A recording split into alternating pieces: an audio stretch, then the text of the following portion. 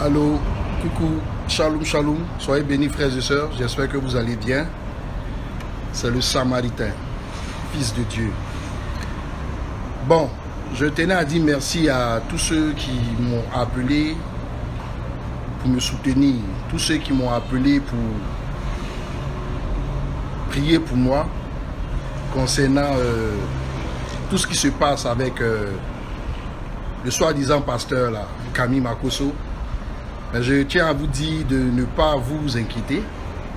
Voilà, de ne même pas vous inquiéter me concernant. Je suis dans la main du Seigneur et les choses vont avancer.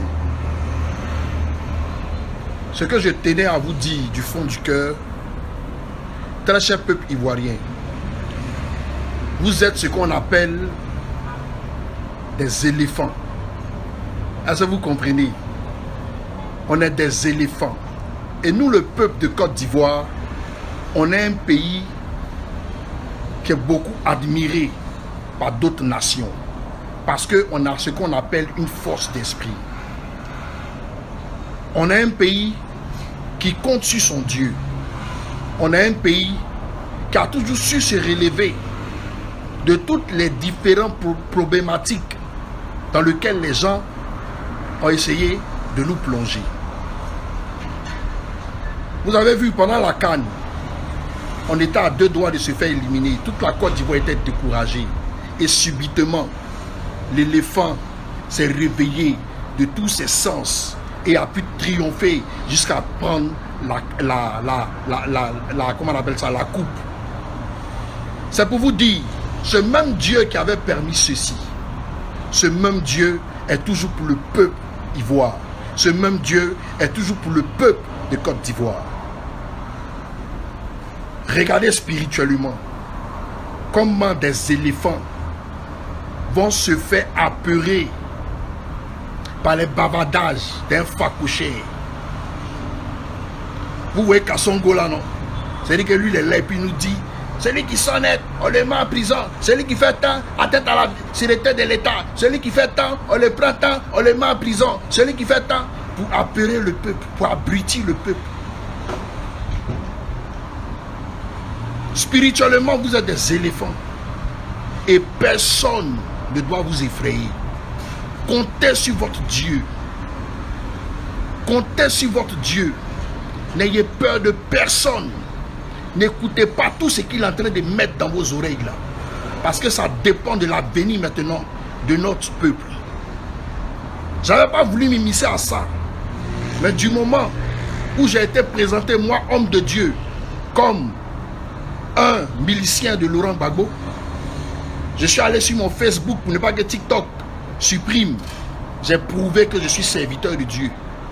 Avec des vidéos à l'appui. Celui qui dit être pasteur, qui monte le petit pesant de son onction pour qu'on puisse le voir. Nous sommes un peuple souverain et nous allons franchir cette barrière. Le Seigneur Dieu est sur la terre ivoire. Et que personne n'ait peur. Arrêtez de dire ils sont forts. Arrêtez de dire ils sont ceci. La Bible nous dit, craignez plutôt le Créateur que la créature. Je vais m'adresser à tous les procureurs d'Abidjan, à tous les juristes d'Abidjan. Vous êtes le symbole de la justice. Dieu étant lui-même juge est en train de peser tout ce que vous êtes en train de faire concernant le peuple de Côte d'Ivoire. Vous qui êtes le symbole de la justice, à cause de l'argent, vous avez corrompu vos décisions. Mais sachez que chaque sang qui versera sur la terre de Côte d'Ivoire sera une malédiction pour votre vie, sera une malédiction pour votre descendance, parce que vous vous êtes laissé corrompu. Il est bien de vivre le physique, d'accepter la corruption, de condamner le peuple à travers vos décisions mensongères et envoyer le peuple à une barbarie. Mais comme je vous le dis, chaque goutte de sang qui tombera sur la nation ivoirienne sera portée sur la tête de vos enfants. Et la malédiction de ce que vous avez engendré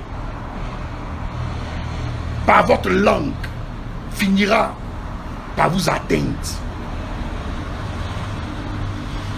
Tous ceux qui sont dans le système juridique de Côte d'Ivoire et qui voyaient que le peuple est en train de se faire martyriser, aujourd'hui, c'est un civil, un soi-disant pasteur, cet homme-là, ce facochère-là, qui a une mentalité de Paul. C'est lui qui va venir s'arrêter aujourd'hui pour prendre la vidéo des enfants de la nation.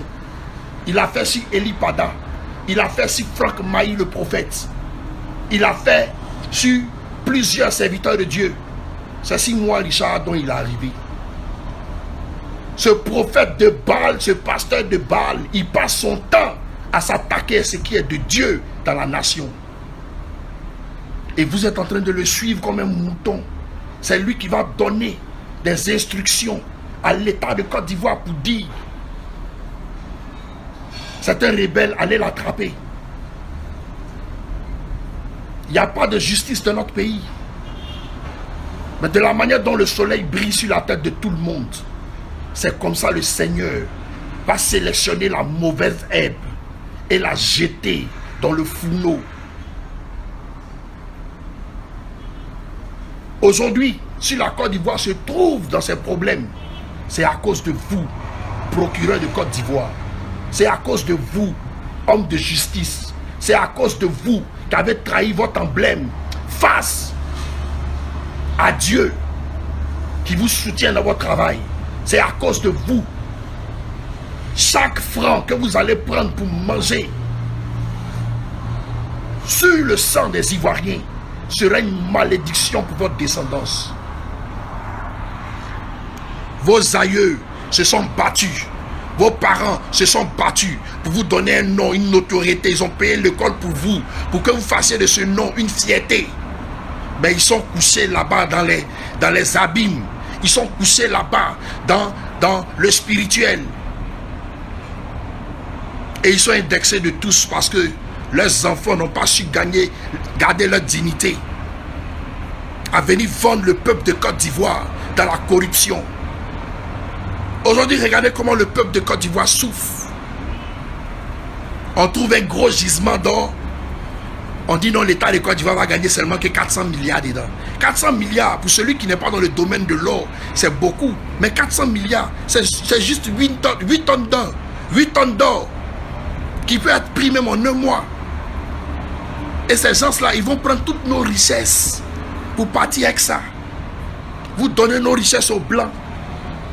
Actuellement, la France n'a pas à manger. Vous augmentez nos factures de CIE, SODECI. Et puis c'est nous maintenant là.